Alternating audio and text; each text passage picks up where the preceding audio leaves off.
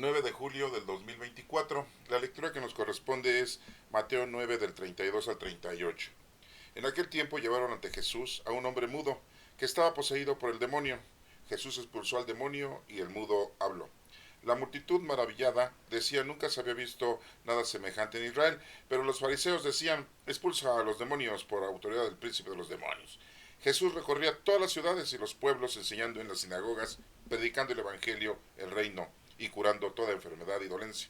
Al ver a las multitudes se compadecía de ellas porque estaban extenuadas y desamparadas, como ovejas sin pastor. Entonces dijo a sus discípulos, la cosecha es mucha y los trabajadores pocos. Rueguen por lo tanto al dueño de la viña que envíe trabajadores a sus campos. Esta es palabra de Dios. Honor y gloria a ti, Señor Jesús. Bueno, otro pasaje bíblico que tenemos que nuestro Señor Jesucristo nos está dando un mensaje. No solamente el mensaje de que cura a un mudo y que le saca el demonio, un exorcismo, sino tiene un mensaje principal. ¿Por qué lo cura de la mudez? Para que hable, para que pueda llevar la palabra a los demás. Esa es la función que tenemos que tener todos nosotros. Recuerda que debemos llevar el evangelio a las demás personas que lo desconocen. Y no solamente con la Biblia bajo el brazo, sino con nuestras acciones, nuestro ejemplo, nuestro comportamiento, de tener paz, tranquilidad, humildad, sencillez, caridad, y que podamos nosotros demostrarle a las personas que Dios existe.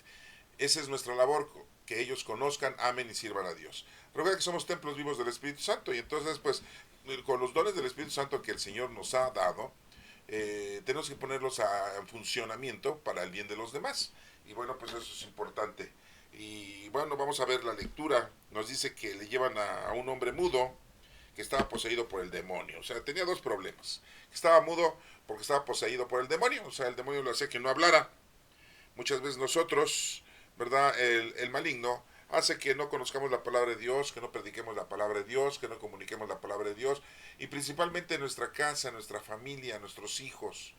Nos hace que no eduquemos a nuestros hijos, nos hace que nosotros nos alejemos de Dios, y crecen los hijos sin creer en Dios y conocer a Dios, sin respetar a Dios, ¿sí? Y muchos de ellos hoy en día, menores de 40 años, por poner una edad, pues muchos no creen en Dios.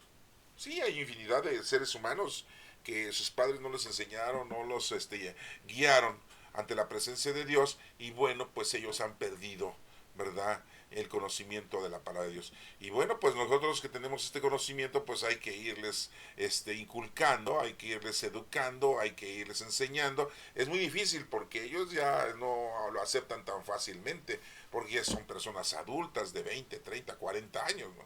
Y ya están envueltos en lo mundano, en lo terrenal, en lo material. Y eso los hace que se alejen de las cosas de Dios, porque prefieren vivir la vida bien y critican mucho la iglesia, la institución, critican mucho la Biblia, critican mucho al pueblo judío, porque dicen que en el Antiguo Testamento puro matar y que Dios les daba permiso. Y en el Nuevo Testamento que inventaron muchas cosas de nuestro Señor Jesucristo que son mentiras. Y según ellos, ¿no? Leen la Sagrada Escritura y no le entienden, ¿no? Hay una jovencita, ¿no? Que dice, ay, en el Génesis, cuando fue escrito, sí, ¿cómo es posible que Dios haya permitido que Adán y Eva cayeran en pecado, si Él es todopoderoso, omnipresente, y que haya permitido que la serpiente hiciera caer en pecado a Eva y Eva hiciera caer en pecado a Adán? Hubiera nuestro Padre Dios hecho la acción de evitar ese suceso, ¿no? Yo no sé para qué le dejó, ¿no? Y entonces así te empiezan a bombardear, a criticar, ¿no? Y bueno, pues debemos de entender una cosa, hermanos, que el Génesis fue escrito 1000 años antes de la llegada de nuestro Señor Jesucristo, ¿eh? Sí, hermanos, no fue escrito en tiempo y forma en la época de Moisés, ¿sí? Y se escribió una parte, un capítulo, y después otro capítulo se escribió posteriormente, ¿sí? Eso dicen los historiadores, ¿eh? Eso dicen los teólogos. Yo no estuve presente, yo solamente les paso al costo esto. Entonces imaginen, estamos en el año 5784 judío. Vamos a quitar 2000 años, entonces estaríamos en el 3784. Pero vamos a quitarle 24 años, entonces estamos en el 3760. Fíjense. En la época de Jesucristo, cuando nace nuestro Señor Jesucristo, los judíos estaban en el año 3760 aproximadamente. Acuérdense que nuestra era cristiana está equivocada de 4 a 7 años. Bueno, estamos hablando de que estaba nuestro Señor Jesucristo naciendo y ya los judíos llevaban 3760 años, pero los libros del Génesis no tenían 3760 años, ¿sí? Tenían 1000 años nada más de haber sido escrito. O sea que quitando a 3760 años, en el año 2760 se escribió el Génesis, ¿no? Y esto fue en la época del rey David, el rey Salomón. Ahí se los dejo para que lo investiguen. Es historia. A lo que le voy es de que los jóvenes en la actualidad leen, escuchan las explicaciones de mucha gente, ¿sí? Pero no de una persona que verdaderamente les esté informando correctamente. Y entonces contrapuntean y contradicen y se equivocan muchas veces, ¿no? ¿Sí? Y entonces, bueno, pues déjenme decirles, ¿verdad?, que Eva representa el género femenino y Adán representa el género masculino. No hay de otra, ¿eh? Disculpen los que están atrapados en cuerpos de hombres y son mujeres, o las mujeres que están atrapados en cuerpo de mujer pero son hombres, ¿no? Sí, yo a veces cuando me dicen a mí, yo en son de cotorreo les digo que yo soy un tigre pero estoy atrapado en cuerpo de hombre.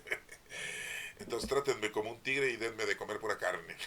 Bueno, les menciono esto para que lo podamos ir entendiendo. Aquí nos menciona que este hombre, dice, llevaron a Jesús un hombre mudo que estaba poseído por el demonio. Jesús expulsó al demonio y el mudo habló. ¿Se dan cuenta? Entonces a veces el maligno lo que hace es alejarnos de las cosas de Dios para que vivamos la vida mundana, terrenal y material. Acuérdense que es una de las tentaciones que nuestro Señor Jesucristo tuvo cuando el demonio lo tentó.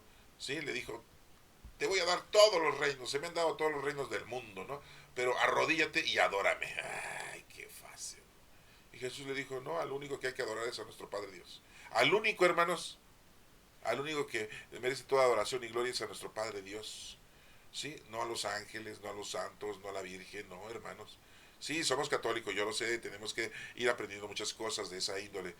No, se disculpen si estoy rompiendo sus paradigmas, pero a nuestra Santísima Madre se le quiere, se le ama y se le pide. Sí, es la madre de nuestro Señor Jesucristo. Nosotros decimos que es la reina del cielo, que es la madre del Hijo de Dios. Desafortunadamente decimos madre de Dios. No, no, no, no, no es madre de Dios, es madre del Hijo de Dios. ¿Sí? Y muchos dicen, pues si es madre del Hijo de Dios, es madre de Dios. Bueno, madre de Dios Hijo, pero no de Dios Padre. ¿Sí? Y va a decir usted, entonces María es la esposa de Dios Padre porque tuvo un hijo. No, no, no, fue engendrado, no creado. Y Dios había escogido ya a María para que llevara a cabo todo este plan. Todo esto lo tienen que ir ustedes asimilando poco a poco.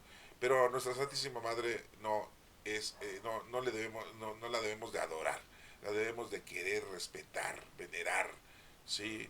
Y pedirle. Sí, hay un fenómeno muy increíble que Dios ha permitido, que nuestra Santísima Madre, al que nosotros le pidamos, nuestro Padre Dios escucha esa petición y por medio de María, a veces se nos realiza lo que le pedimos a nuestro Padre Dios. Claro, cosas espirituales, ¿eh?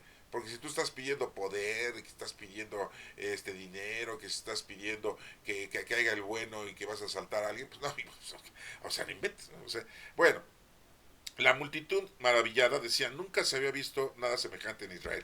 Pues sí, nadie había hecho eso, lo que había hecho nuestro Señor Jesucristo, expulsar al demonio de la gente y devolverle el habla a los mudos. No solamente eso, sino que les devolvía el oído, ¿verdad?, a los sordos, a los paralíticos los hacía caminar, sí, a los cojos, ¿verdad? Y muchas ocasiones vimos que pues resucitó a Lázaro, resucitó al joven del pueblo de Naín, y ayudó a la hija del señor Jairo, al jefe de la sinagoga. Pues decían que ya estaba muerta, pero Jesús dijo que estaba dormida, por lo tanto pues eso no se acredita como resurrección, ¿sí? Y bueno, también nuestro Señor Jesucristo multiplicó los panes y le dio de comer a la gente. Hacía muchas cosas grandiosas nuestro Señor Jesucristo, todo para el bien de nosotros, porque el Señor nos da casa, vestido, sustento, salud, trabajo. Pero a veces somos muy exigentes, porque estamos inmiscuidos en lo mundano y en lo terrenal, y eso nos distancia de nuestro Señor. Bueno, dice los fariseos, aquí, la opinión de los fariseos dice aquí, expulsa a los demonios con autoridad del príncipe de los demonios. O sea, ¿Cómo va a ser eso? Pues es ilógico, ¿no? Lo que decían los fariseos. ¿Se dan cuenta cómo estaban muy equivocados los fariseos? No, estaban totalmente tontos, ¿no? Pues ¿cómo va? Es como si un ratero expulsa a su compañero ratero de que no robes. Oye, no robes. Pues si nos dedicamos a lo mismo, pues ¿cómo?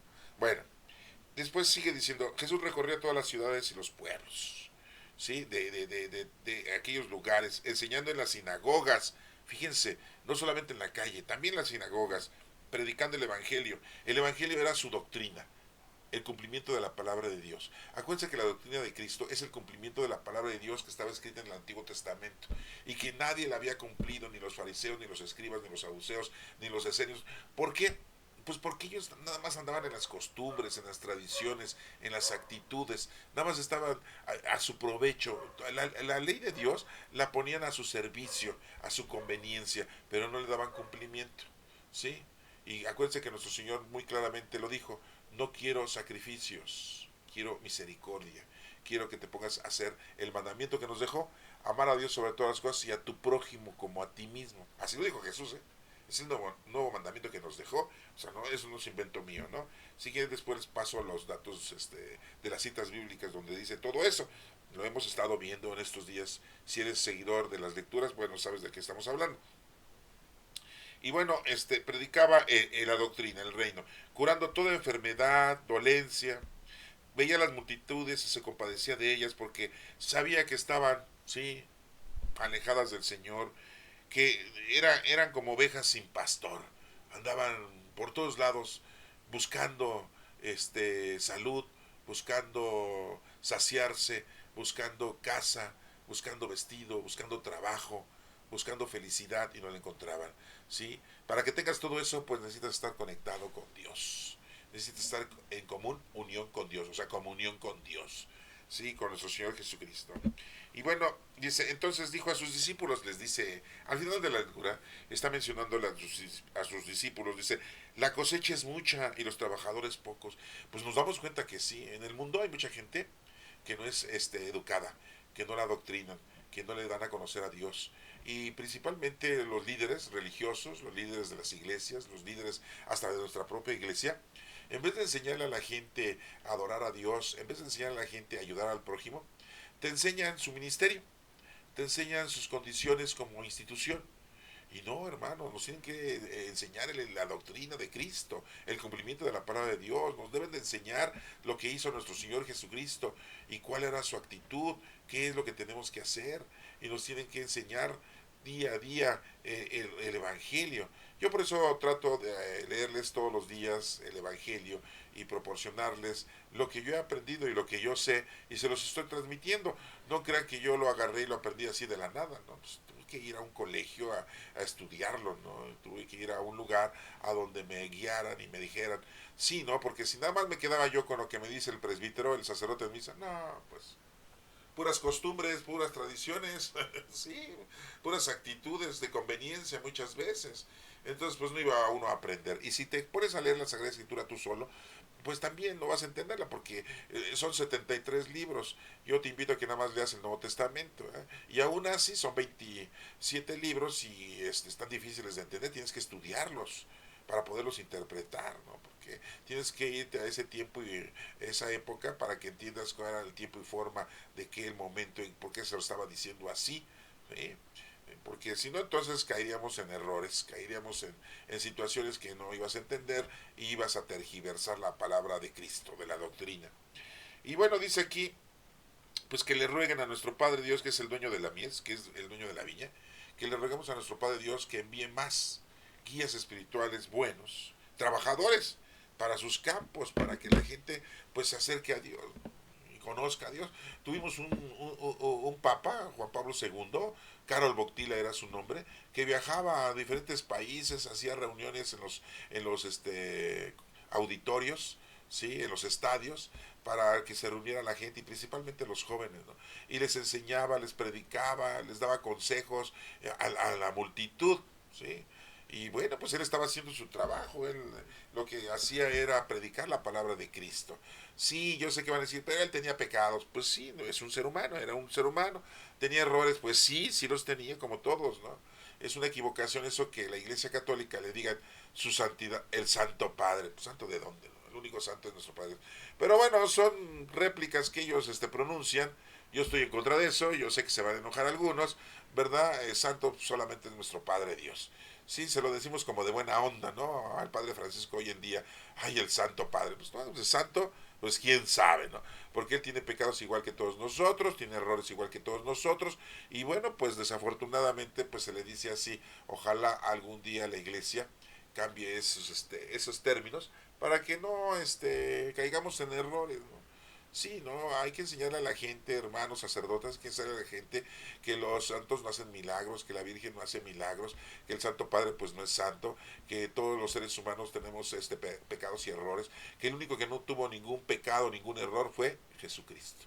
Y la única mujer que no tuvo pecado fue María, pero nuestra Santísima Madre, la Madre de nuestro Señor Jesucristo, yo así le digo, disculpen, le digo a Santísima Madre, yo la quiero como si fuera mi Madre Celestial, disculpen, ¿no? A los que se enojen, ¿no? Porque a veces me dicen, no, oiga, ¿usted por qué está diciendo eso? Por eso me cae mal usted, porque empieza a decir cosas raras. Pues disculpen, ¿no? Yo le digo Santa Madre, mi Madre Santa, bueno, ella no cometió ningún error, digo, ningún pecado, cometió errores, pero pecados no. Sí, ya en otras ocasiones les he mencionado los errores que cometió nuestra Santísima Madre. Sí, les va a decir uno, sí, pues ya sé que no, díganos uno que sea. Cuando lo encontró en el templo predicando a los 12 años en Jerusalén, Jesús, y le dijo a María, hijo, ¿por qué nos haces esto? ¿Qué no sabes que estamos buscando? Hace 3 días que te desapareciste. ¿Y qué le contestó Jesucristo? ¿Qué no saben que me tengo que dedicar a las cosas de mi madre, de mi padre? ¿Sí? Entonces María se quedó así sorprendida como diciendo, no, pues sí es cierto. Sí, ya había cometido el error, ya se le había ido la cinta, ¿verdad? Sí, y ya no había comprendido y entonces en ese momento comprendió. Pero eso no era pecado, fue un error. Bueno, ya no les digo más. Se los voy a dejar hasta ahí, hermanos. Que Dios los bendiga.